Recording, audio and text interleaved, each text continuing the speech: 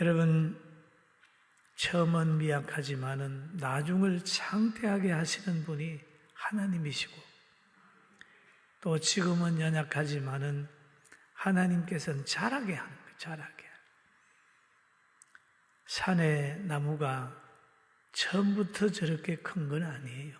조그마한 나무가 자라게 함으로 커지는 것처럼 우리나라에도 복음이 들어올 때는 아주 나약하게 모든 사람에게 배척을 받으면서 들어왔지만은 그 복음이 우리 대한민국에 상당한 영향을 끼치며 경제 발전과 또 민주주의를 꽃피웠던 무비계한 에너지가 있어서 오늘 우리가 그 영향으로 행복하게 살고 있습니다. 할렐루야. 그런데 성경에 보면 항상 어둠에 속한 사람들은 빛을 미워했습니다. 예수 그리스도가 이 땅에 오셨을 때에 그분은 빛이었어요. 그분은 생명이고 진리고 귀한 분인데 그분이 오셨는데 그분을 가장 기쁘게 맞아야 해야 될 예루살렘과 예루살렘의 사람들과 종교 지도자들이 그만 타락해가지고 그분을 정치 권력과 국가 권력과 함께 타락된 종교인들이 예수님을 십자가에 못 박았어요. 가장 잔인한 형틀인 극형틀인 십자가에다가 그것도 공개적으로 저 산꼭대기에서 십자가 못 박아 죽게 했습니다. 그러나 하나님은 예수님을 살려내서 부활시켰어요. 그리고 부활하신 예수님은 또 공생의 기간 동안에 부르고 사랑했던 제자들에게 나타나서 만나주시고 소망을 주시고 행복을 주시고 비전을 주셨어요. 할렐루야. 그래서 부활하신 예수님이 제자들에게 와서 이제 사명을 회복시켜 주는 겁니다. 그럴 때 이런 말을 하셨어요. 요한복음 21장 16절에 보니까 요한의 아들 시몬아 내가 나를 사랑하느냐? 내가 주를 사랑하느냐 물어보는 거예요. 너가 나를 사랑하느냐 하시니 이르되 주님 그러합니다. 내가 주를 사랑하는 줄 주께서 아시나이다. 이르시되 내 양을 치라. 또 사랑을 하긴 다음에 내 양을 먹이라. 이 얘기를 합니다. 사랑이라고 하는 걸 주님이 아셨어요. 사랑. 여러분이 흰 거를 사랑하는 사람은 검은 거를 미워하게 되어 있습니다. 구약 성경에 다윗이라는 분이 있어요. 하나님을 사랑했고 그는 부모님을 존중했습니다. 그리고 부모님이 맡긴 양무리를 치는데 양을 사랑했어요. 목동으로서의 그 양을 많이 사랑했습니다. 그러니 양을 잡아먹으러 오는 사자나 곰이 있어도 양을 사랑하기 때문에 그와 싸웠어요. 곰도 이기고 사자도 이겼습니다. 사랑의 힘이라고 하는 건 대단한 것입니다. 여러분, 어린 아이가 위험에 처해 있을 때에 그 모성애는 초자연적 힘을 발휘하게 되어 있습니다. 엄마는 두려워하지 않습니다. 모성애. 그 무슨 힘이냐? 여인의 힘이 아니라 사랑의 힘입니다. 사람만 그런 게 아닙니다. 짐승도 그렇습니다. 시골에 살 때 보니까 닭이 병아리를 안기 전에는 개에게도 쫓겨다니고 사람에게도 쫓겨다니고 굉장히 두려움이 많은데 암탉이 병아리를 딱 품고 엄마의 역할을 하는 동안에는 개가 그에게 갔다가는 눈알이 빠져버려요. 그 정도로 강하게 덤벼드는 이게 뭡니까? 모성의 사랑의 힘이 사랑의 짐승도 그렇고 사람도 그렇고 그렇습니다. 그래서 예수님이 그걸 아시기 때문에 너가 나를 사랑하느냐? 그리고 사랑하느냐 물은 다음에 사랑하는 사람이 맡긴 것은 해낸다 그 말이에요. 여러분 사랑하는 사람이 부탁한 거 외면해요? 안 해요? 외면 안 합니다. 자녀를 사랑하면 부모가 자녀에게 집니다. 가족을 사랑하면 그 가족을 위해서 희생하는 거예요. 그래서 예수님께서 사랑을 한 다음에 내 양을 먹여라, 내 양을 쳐라 그렇게 얘기를 합니다. 그러면서 베드로를 향하여 말하기를 너가 젊어서는 너 마음대로 스스로 띠뛰고 원하는 곳으로 다녔지만은 늙어서는 너 마음대로 안 된다. 내 팔을 벌려 남이 내게 띠띠우고 원하지 아니하는 곳으로 데려가니라. 그렇게 얘기를 하는 거예요. 여기에 보면은 젊어서는 자유하는 거죠. 자유하는 거. 베드로가 젊어서 보세요. 자유했잖아요. 예수님 따라다니면서도 그렇게 예수님 안에서 자유를 한 거예요.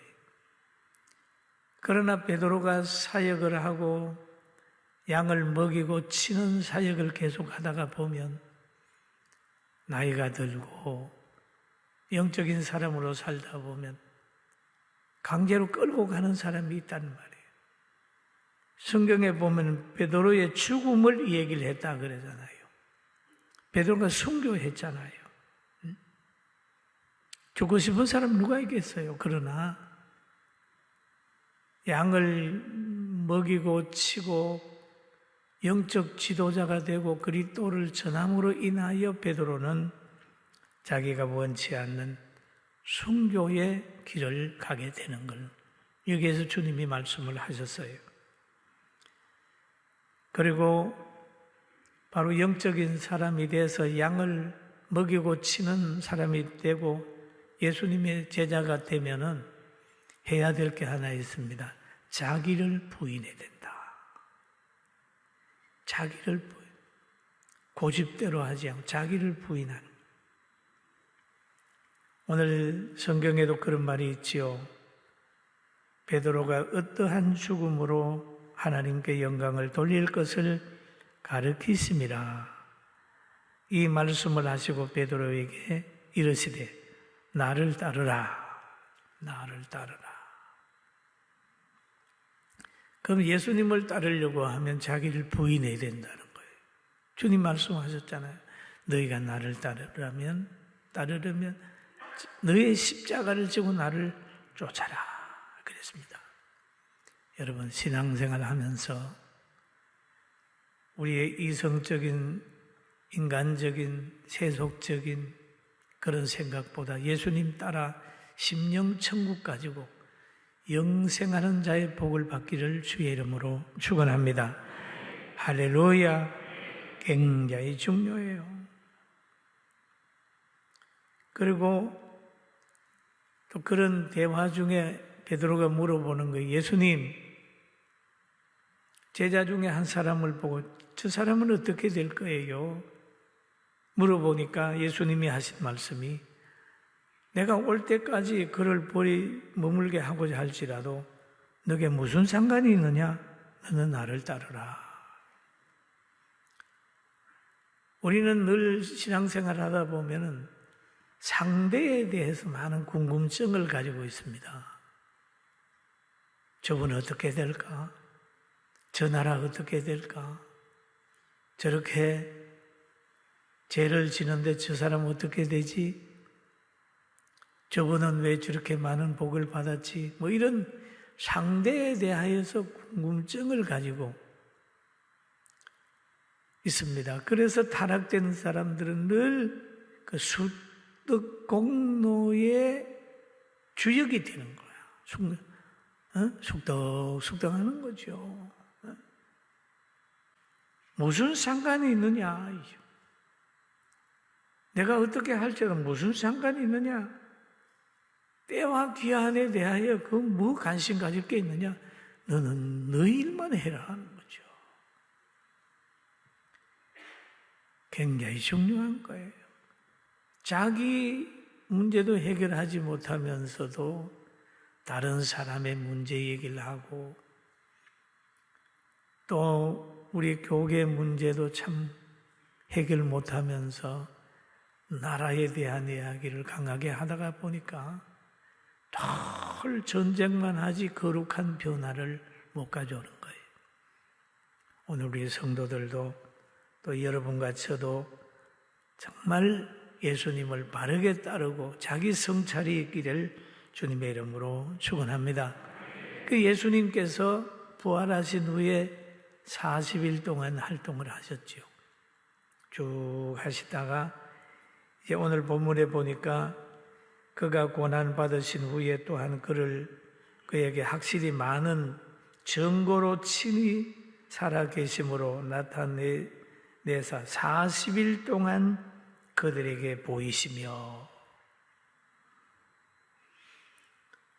하나님의 나라의 일을 말씀하시리라. 예수님이 하나님의 나라의 일을 말씀하셨어요. 그리고 사도와 함께 모이사 그들에게 분부하여 이르시되 예루살렘을 떠나지 마라. 예루살렘을 떠나지 마라. 그러면 예루살렘이 뭐길래 예루살렘을 떠나지 말라고 했나요?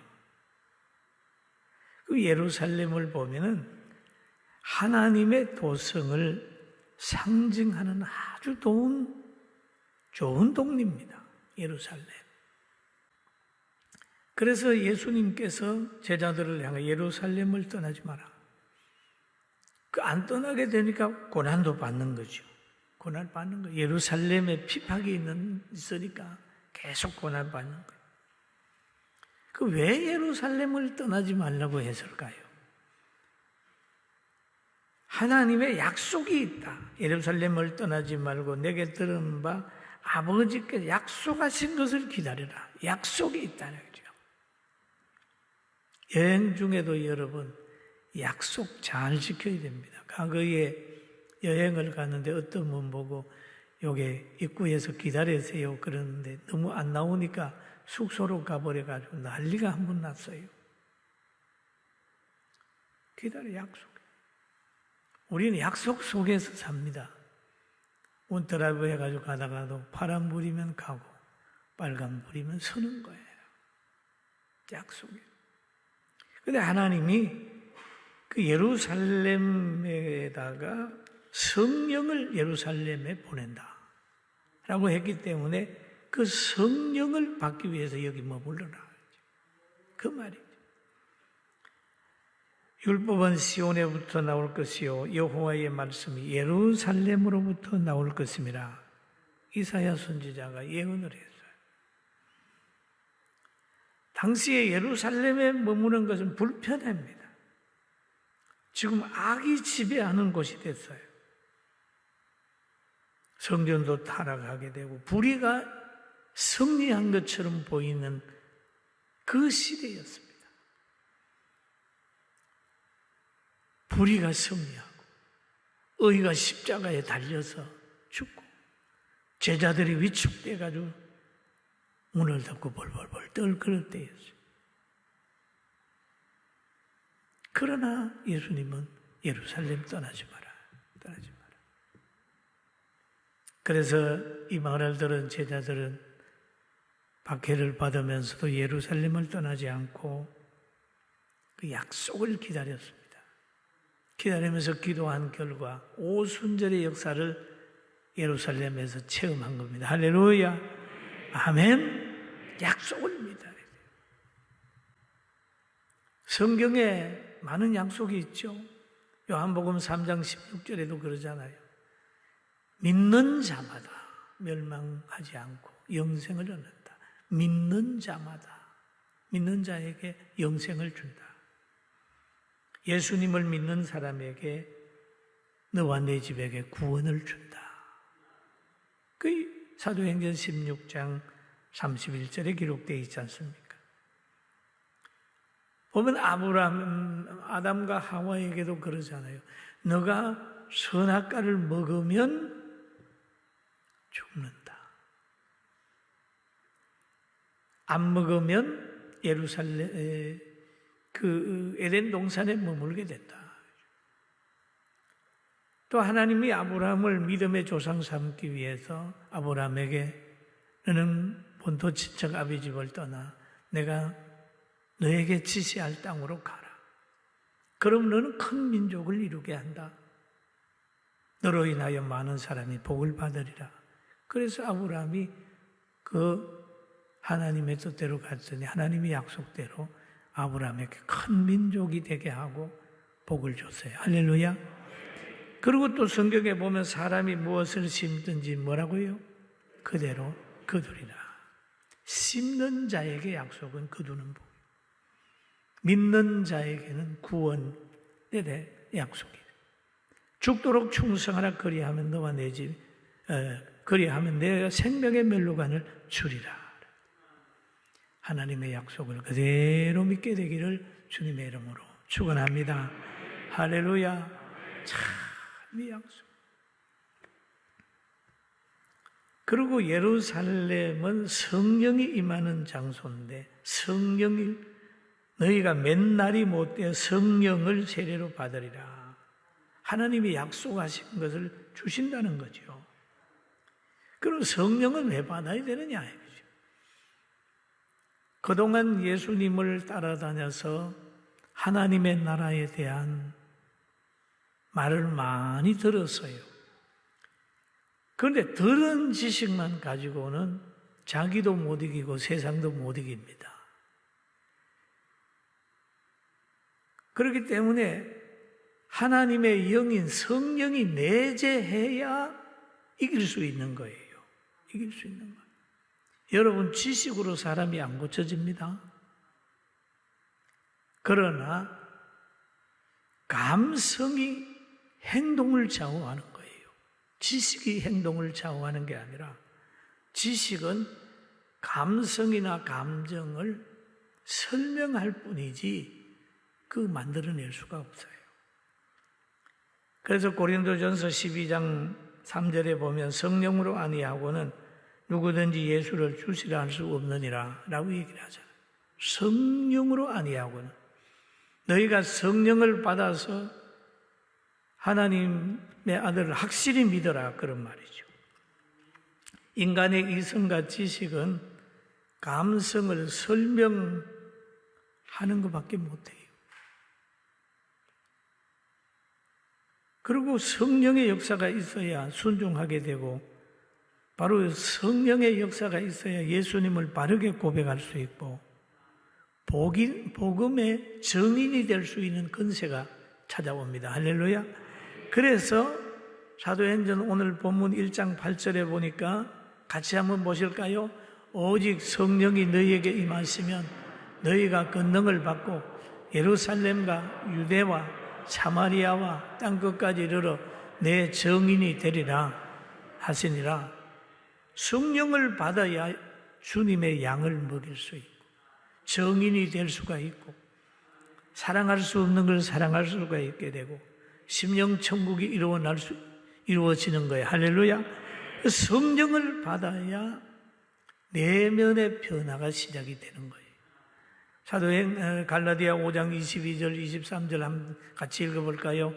오직 성령의 열매는 사랑과 희락과 화평과 오래 참음과 자비와 양성과 충성과 온유와 절제니 이 같은 것을 금지할 법이 없느니라.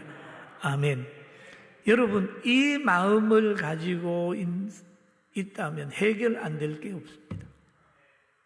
이 마음을 가지고 여러분 한번 자기를 가만히 한번 보세요.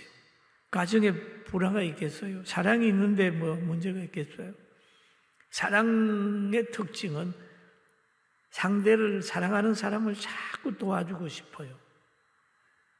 사랑에 있는 사랑하는 사람에게서 자기의 피로를 채우려지 않고 피로를 채우려고 하는 생각이 먼저 드는 거예요.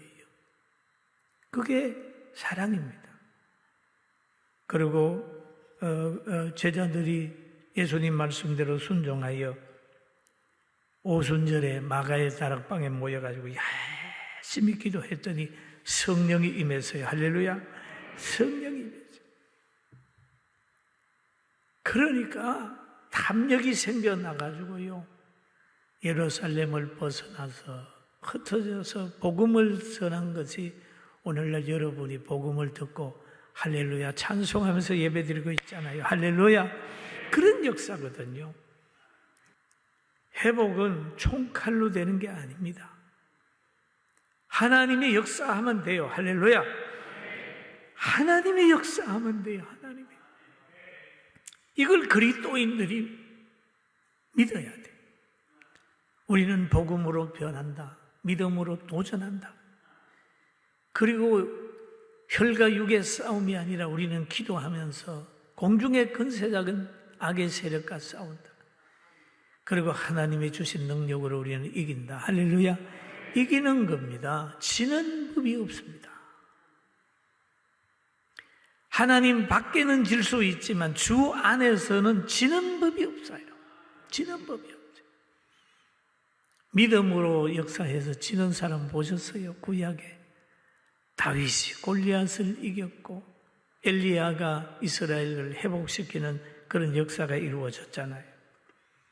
사랑하는 성도 여러분, 우리는 나 수준으로 하나님을 보지 말고 안 된다, 못한다, 힘들다 하지 말고 하나님이 하시면 하십니다. 나는 부족하지만 하나님이 힘주시면 해낼 수 있습니다. 믿음을 가지고 고백하고 나가시길 주의 이름으로 축원합니다. 할렐루야. 아멘. 그래요. 편안하게. 여러분, 풍랑 이런 갈릴리 바다에서 바다에 건너갈 때 풍랑을 만났어요. 그래서 예수님이 타고 있는 그 배도 막 물이 들어오고 난리가 났어요. 그럴 때 제자들이 예수님을 깨우는 거예요. 예수님, 지금 야단입니다. 힘듭니다. 우리가 죽게 된 걸 안 돌아봅니까? 라고 할 때 주님이 고물을 베고 주무시다가 일어나서 바람아, 바다야, 잔잔하라. 잔잔해졌습니다. 여러분, 바다가 잔잔해지면 예수님의 탄 배만 덕을 봤을까요? 그 바다에 있는 전체에 있는 배들이 다 고요한 바다를 항해하듯이 오늘 교회가 회복이 되면 우리 교회만 회복되는 게 아니라 교계가 회복이 되고 교계가 회복이 되면 나라도 회복이 되고 하나님을 잘 섬기는 나라,